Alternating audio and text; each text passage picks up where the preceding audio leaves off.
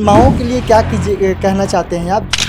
या उनके परिवार वाले हैं, उनको ये समझ आ गई है, उनको पता नहीं होता कि कब ट्रू पेन हो रहा है, कब फॉल्स पेन हो रहा है। सचमुच कोरोना से कुछ बच्चों में इम्पैक्ट हो रहा है जो अभी जन्म ले रहे हैं।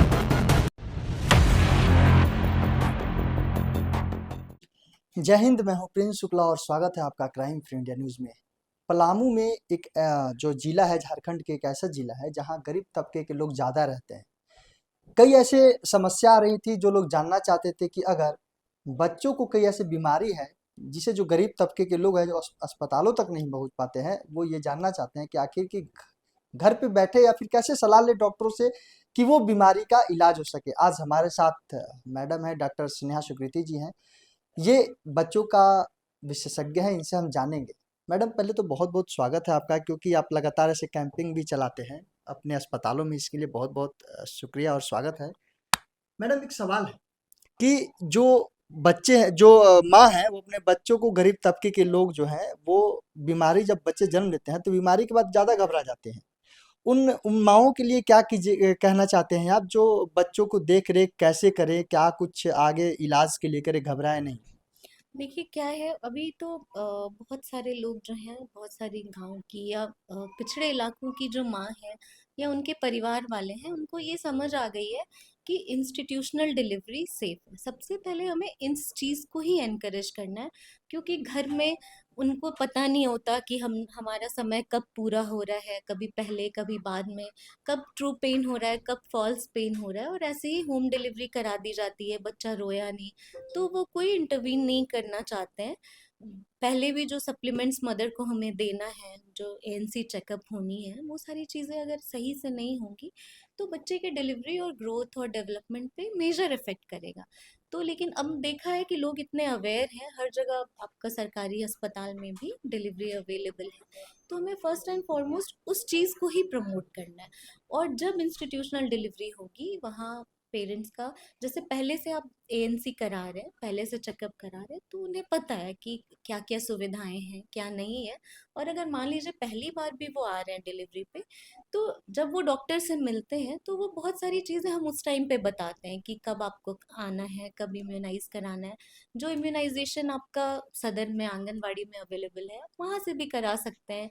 कौन कौन सा सप्लीमेंट्स फ्री में अवेलेबल है, कब क्या देना ज़रूरी है, कैसे फीडिंग करानी है, मदर कैसे हेल्दी रह सकती हैं, उनको क्या क्या चीज़ें रिक्वायर्ड है।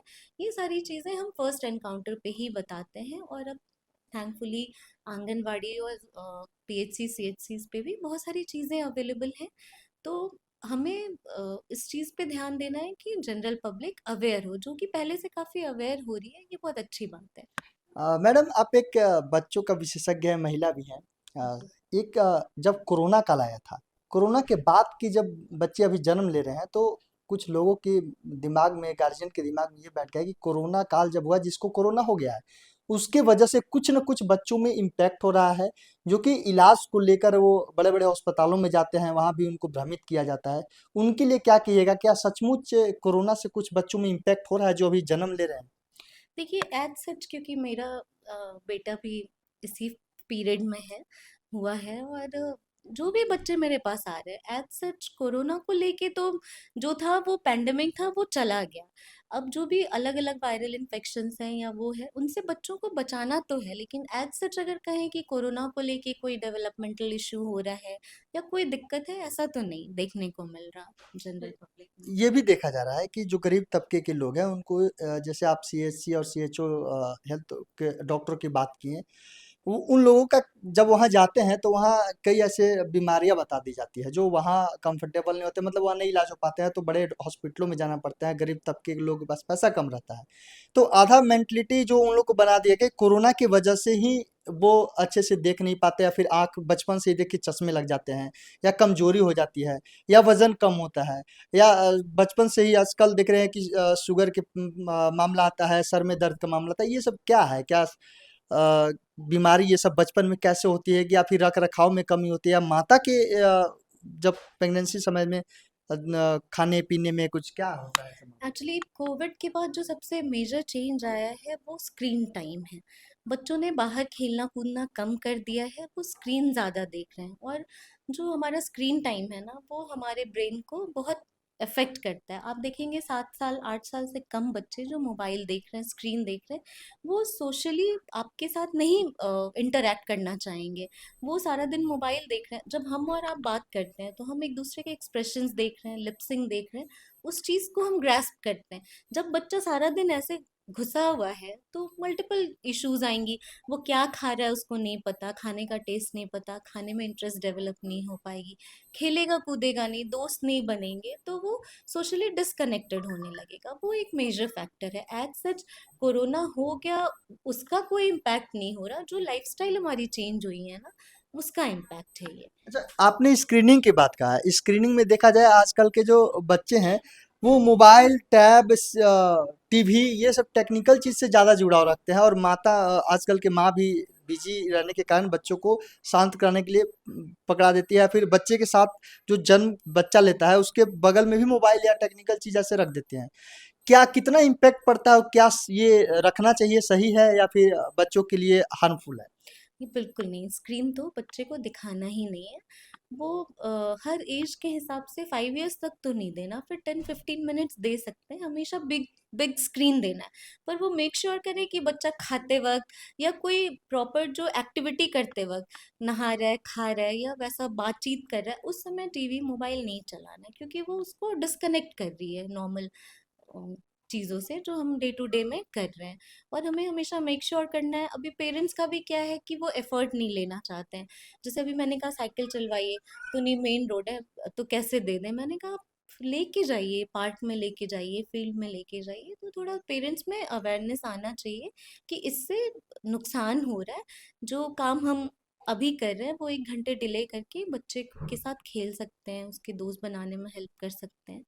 तो इससे धीरे धीरे ये चेन ब्रेक हो सकती है। अच्छा, ये मौसम की बात करें, जैसे मौसम भी चेंज होते हैं, जो बच्चे अभी जन्म ले हैं, गर्मी के दिन है, फिर बरसात आते हैं, तो इससे कई ऐसी बीमारियां बढ़ जाते हैं। तो इस सिचुएशन में कैसे अपने बच्चों को देखरेख करे माँ? क्या ऐसा कुछ सलाह देना चाहते हैं आप माँ के लिए, बच्चों के देखरेख के जैसे अभी गर्मी का समय है तो हमें कोशिश करना है कि फर्स्ट हाफ में, जब तक लू या धूप कम नहीं होती है, बच्चों को घर में रखें, इंडोर एक्टिविटीज़ कराएं। और बहुत सारी चीज़ें हैं, लूडो है, बहुत सारे आजकल गेम्स आते हैं जिसमें हम एंगेज कर सकते हैं। बच्चे प्रॉपर रेस्ट करें, और सबसे ज़्यादा पीने पे, लिक्विड डाइट पे ज़्यादा ध्यान देना है। छाछ पिला सकते हैं, पानी पिलाते रहिए, जूस पिला सकते हैं।